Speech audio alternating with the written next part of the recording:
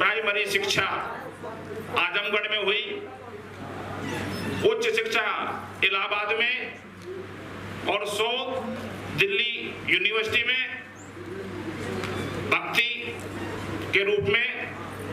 और उसके बाद डॉक्टर साहब पढ़ाने के साथ साथ समाज में नई चेतना संवैधानिक दायरे में हर रोज पूरी कर रहे हैं। तो मैं डॉक्टर लक्ष्मण यादव जी को आमंत्रित कर रहा हूँ। बहुत बहुत धन्यवाद संचालक महोदय।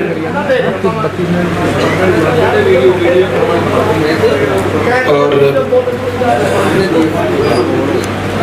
भारत रत्न बाबा साहब डॉक्टर भीमराव अंबेडकर जन्मोत्सव समारोह को आयोजित करने वाले तमाम सभी सम्मानित आयोजकगण, मंच पर मौजूद सभी अतिथिगण, आप सभी को मेरा सादर जय भीम, जय मंडल, जय संविधान। आज बाबा साहब के इस जन्मोत्सव के उपलक्ष्य में जिस मुश्किल से ये आयोजन किया गया, पहले इसका कुछ प्रारूप और था, नाहर सिंह जी से अपडेट मिलती रहती थी, उनमें कुछ बाधाएं आई, मगर इन लोगों ने कहा कि हमने आगाज किया है तो आयोजन होगा, और आज इस रूप में हम यहाँ पर मिले हैं। यहाँ भी तमाम तरह की बाधाएं आई, बिजली जा रही थी, लेकिन ये कोई सामान्य बाधा नहीं है। ये जितनी बाधाएं इस पूरे राष्ट्र के बनने में रही हैं, वैसी ही कोई थोड़ी मोनी ये बाधाएं हैं, लेकिन अच्छा है कि आप उन्हें पार करके इस आयोजन को सफल कर चुके हैं।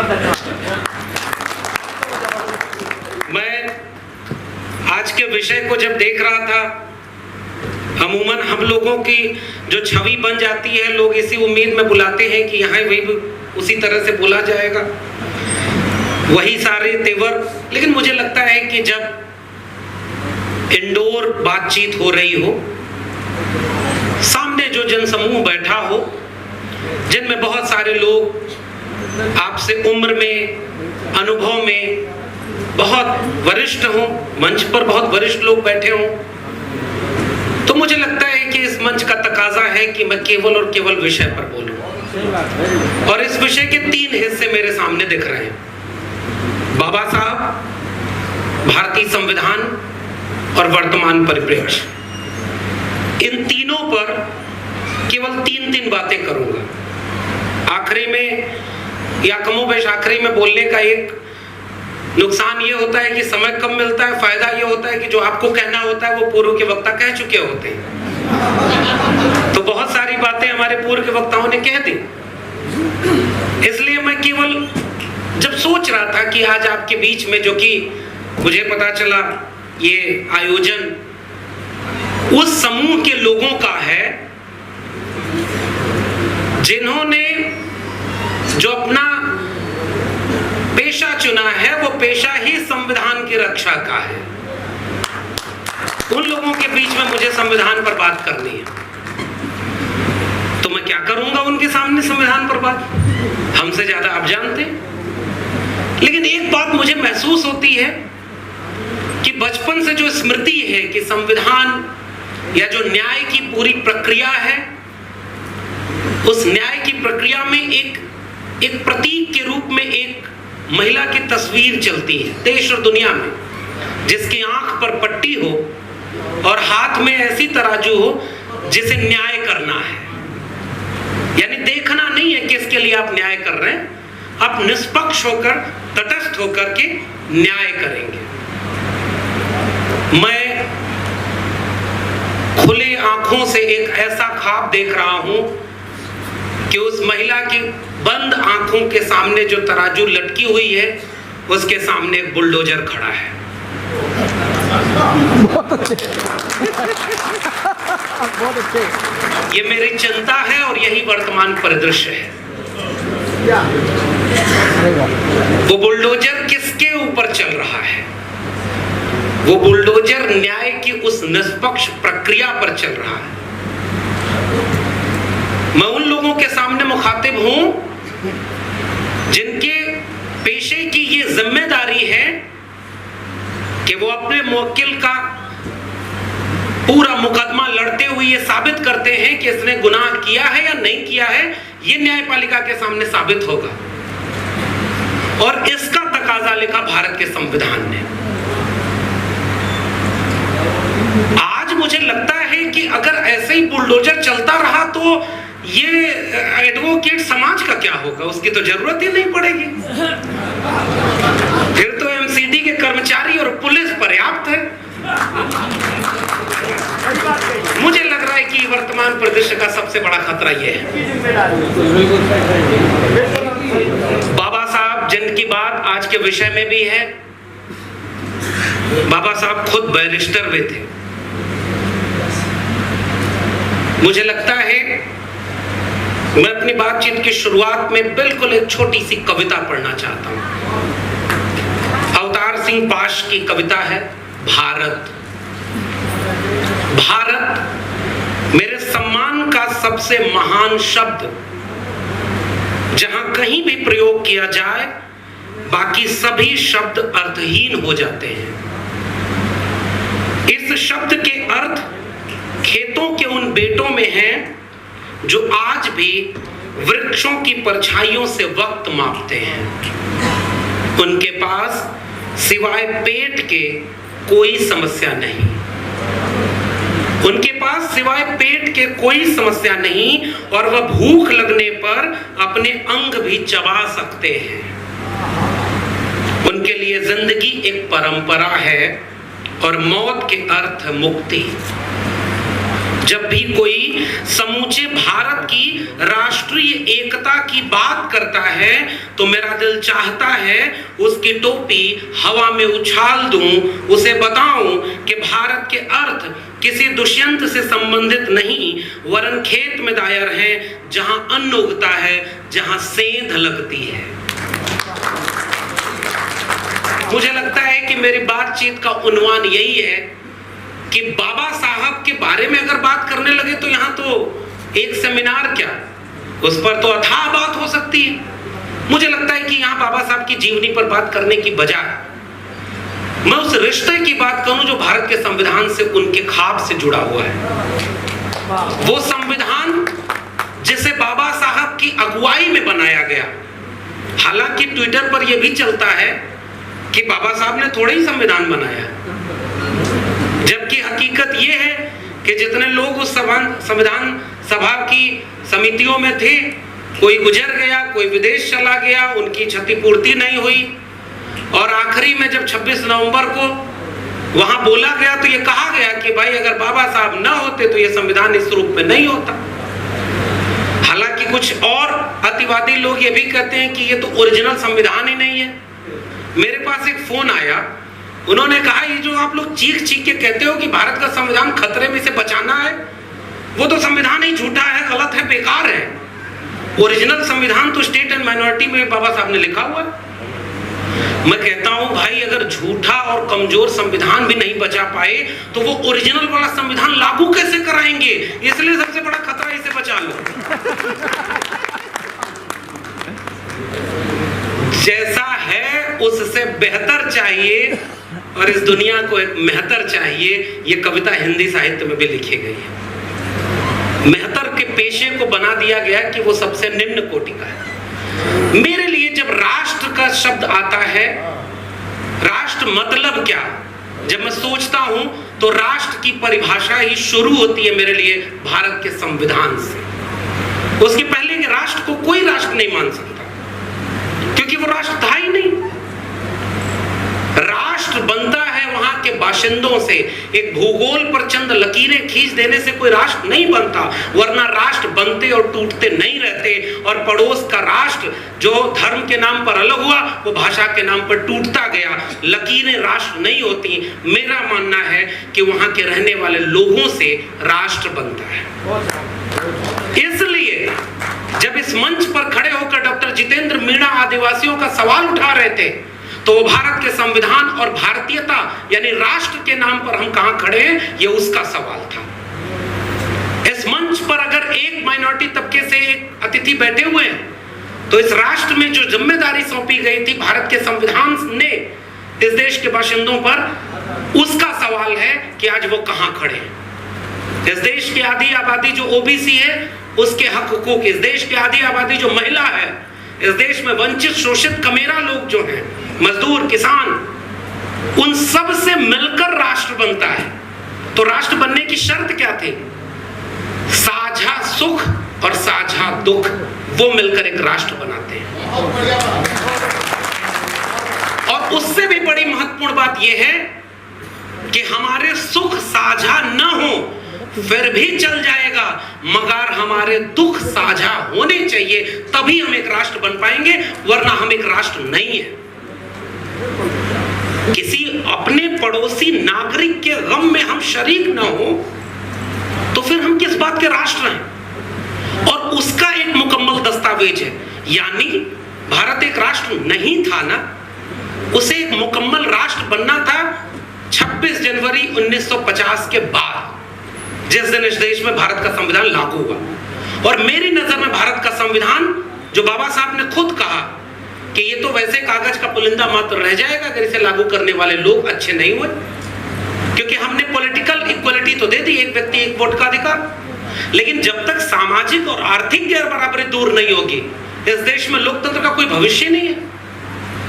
मुझे लगता है कि जो एक भरोसा होना चाहिए राष्ट्र बनने में, जैसे मैं एक सवाल अक्सर पूछता हूं, इस देश में बिरसा मुंडा, जयपाल सिंह मुंडा के पीछे किसी आदिवासी नायक नायिकाओं के बारे में गैर आदिवासी लोग कितना जानते हैं?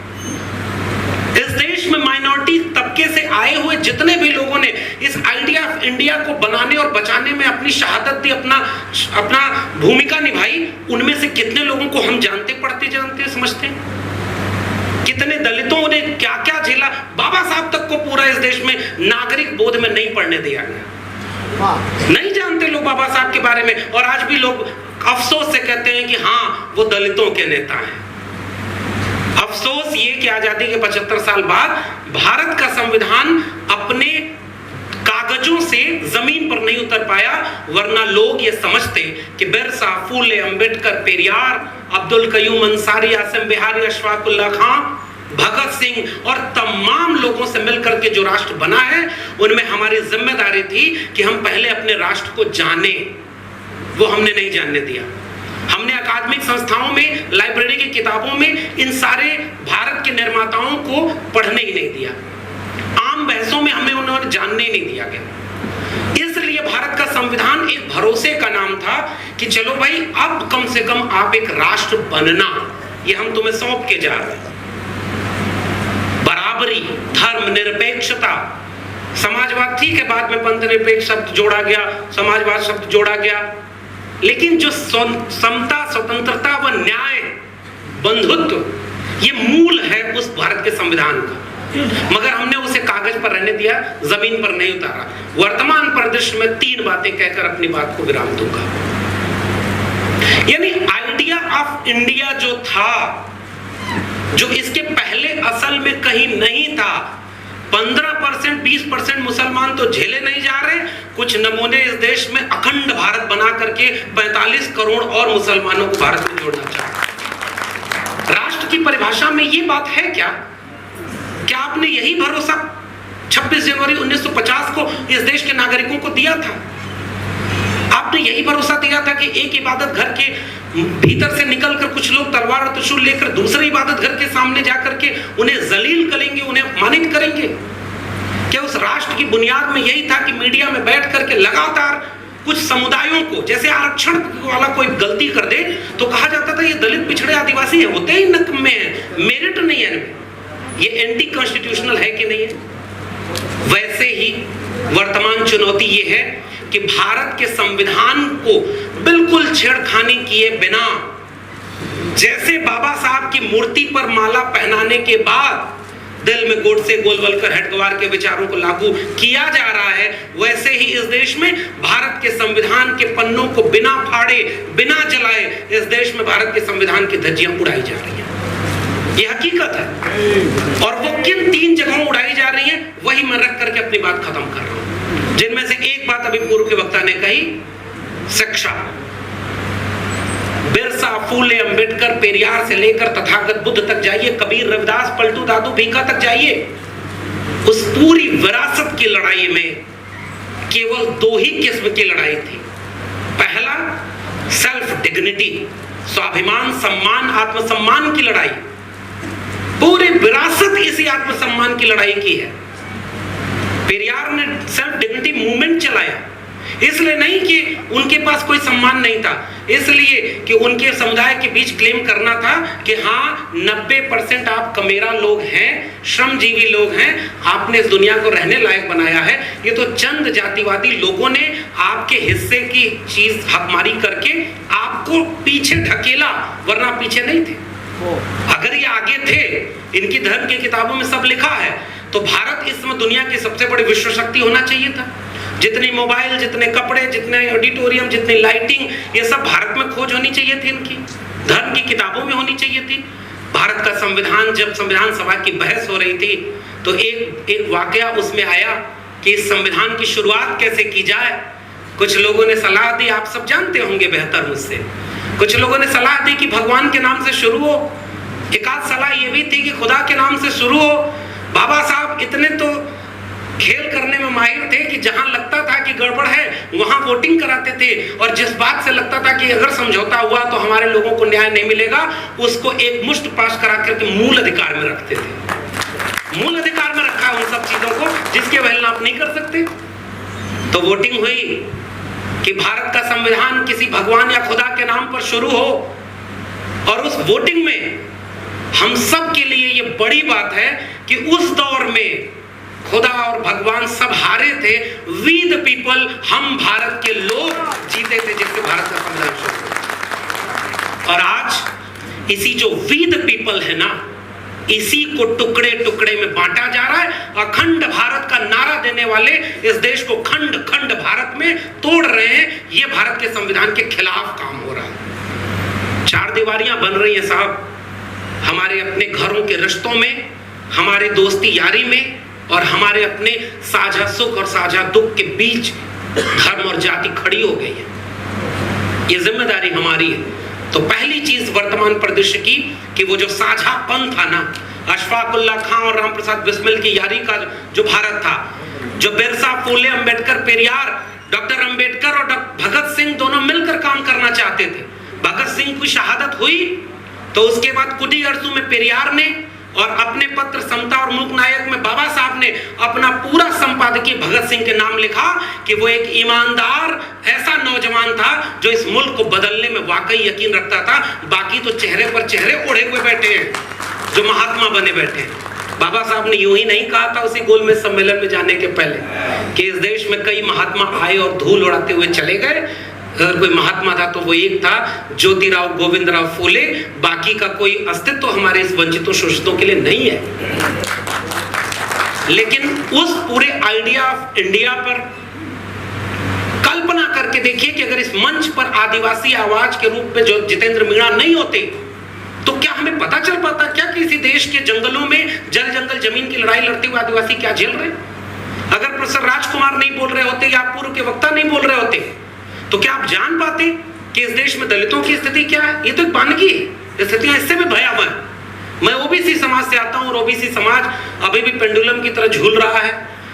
मैं उसको ये बात गुजारिश करता हूं कि माना कि तुम क्षत्रिय थे, माना कि तुम जमीन तुम्हारी, राजवंश तुम्हारे, ये सच है, मगर अगर तुम सब कुछ थे तो तुम्हारे जज क्यों नहीं बने, प्रोफेसर क्यों नहीं बने, डॉक्टर इंजीनियर क्यों नहीं बने। ये मेरा सवाल है उनसे।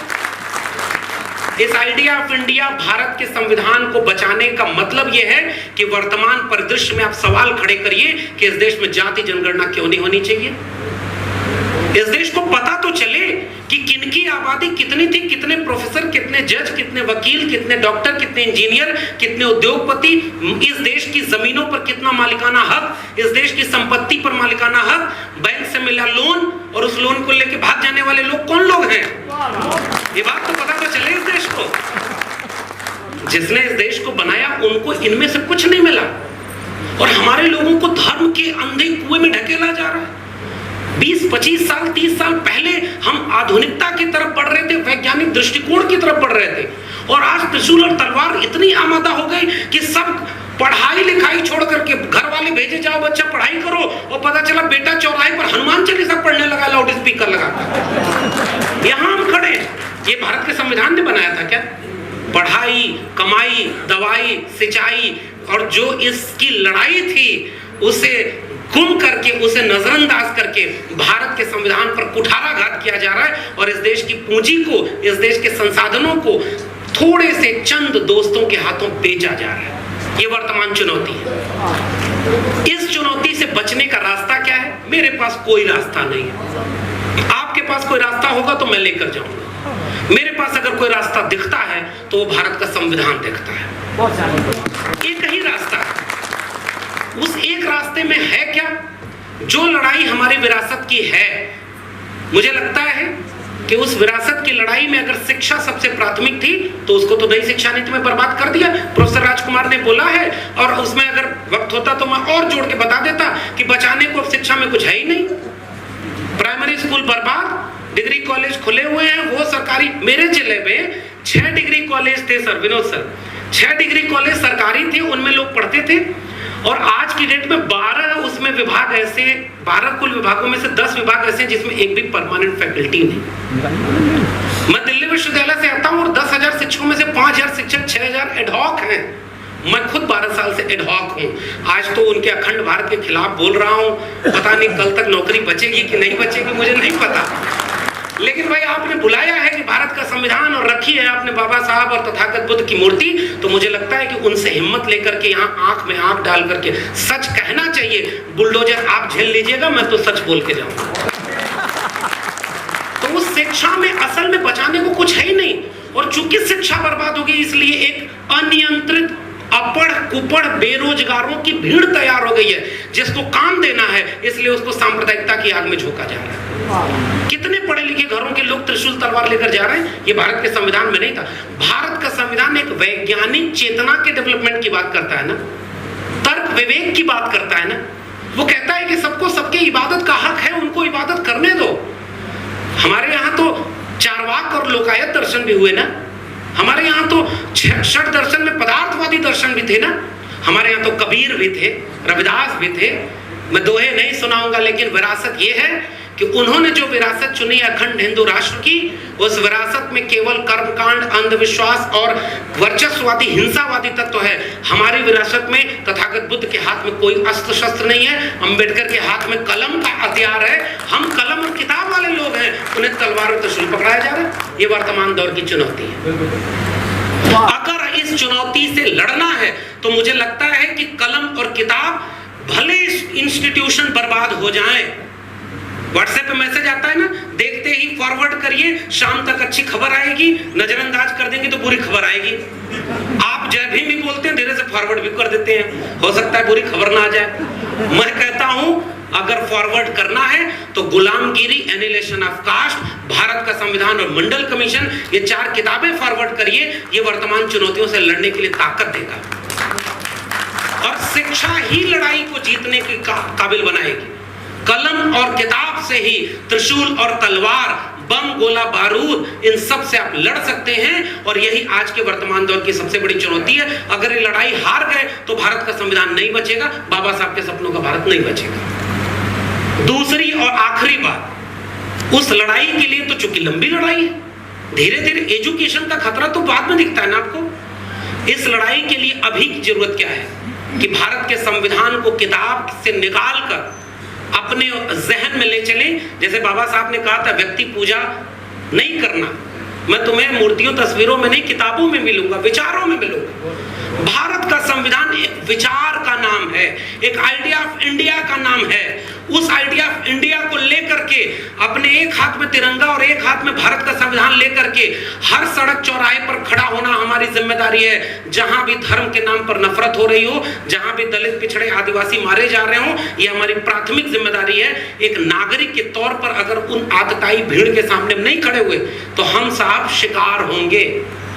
आखिरी में जो बात उन्होंने कही थी कि जो तटस्थ है समय लिखेगा उनका भी अपराध, मैं हिंदी साहित्य का विद्यार्थी हूं और मैं ये दावे से कह रहा हूं कि तटस्थता जैसा कुछ होता ही नहीं। निष्पक्ष और तटस्थ एक बेमानी शब्द है। कहा जाता है मीडिया, जुडिशरी, न्यायपालिका, प्रोफेसर को तटस्थ होना चाहिए। नहीं साहब, प्रोफेसर को ज्ञान के पक्ष में होना चाहिए, अज्ञान के खिलाफ। मीडिया को जनता के पक्ष में होना चाहिए, सत्ता के खिलाफ। एक जज और न्यायपालिका को अन्याय के खिलाफ होना चाहिए, न्याय के पक्ष में होना चाहिए। पक्ष के बिना तो कुछ संभव ही नहीं है। इसलिए आज जरूरत इस बात की है, हमारी खामोशी सत्ता को ताकत देती है। इस देश की बहुसंख्यक आवाम अहिंसक है। तथागत बुद्ध सत्य और अहिंसा का नाम है। उस सत्य और अहिंसा के विचार को लेकर अगर हम भारत के संविधान को नहीं बचा पाए, इस साझी विरासत को नहीं बचा पाए, साझे सुख और साझे दुख को नहीं जोड़ पाए, आइडिया ऑफ इंडिया को नहीं बचा पाए, तो यकीन मानिए और माफ करिएगा मुझे ये कहने के लिए, आने वाली पीढ़ियों के जहन में हम बिरसा, फुले, अम्बेडकर और पेरियार को भी नहीं बचा पाएंगे। बहुत बहुत शुक्रिया। जय भीम, जय मंडल, संविधान।